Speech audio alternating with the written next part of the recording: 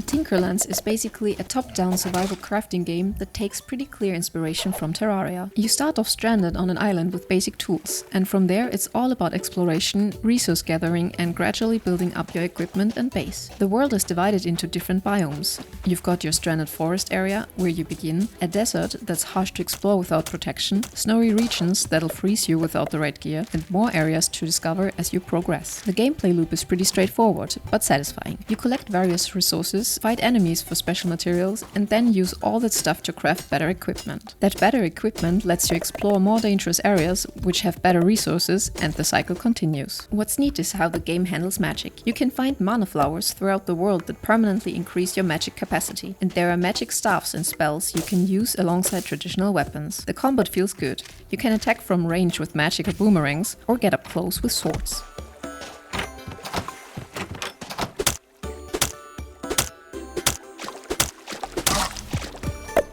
One of the cooler aspects is the NPC system. As you progress, you're gonna encounter various characters like the guide, blacksmith, merchant and bard. Each NPC needs their own house with specific requirements, and once they move in, they offer unique services. The crafting system has a nice progression to it. You start with a basic crafting table, then build an anvil for metalworking, a sawmill for advanced wood items, a cauldron for potions, and a tinker's table that lets you combine accessories for better effects. Speaking of accessories, there are quite a few that give passive bonuses like increased movement speed or resistance to knockback. The movement around the world feels good. You can eventually find or craft items that help you move faster, and there's a waypoint system that lets you quickly travel between discovered locations. From what I understand, the full game has a ton of content planned. The early access version already has multiple islands to explore, over 10 unique boss fights, and side activities like fishing, farming, cooking and sailing. There are supposedly over 2,000 items and 500 handcrafted structures in the game. The multiplayer is a big selling point too. You can play with up to 3 friends in online co-op. If you're into survival crafting games with a good sense of progression,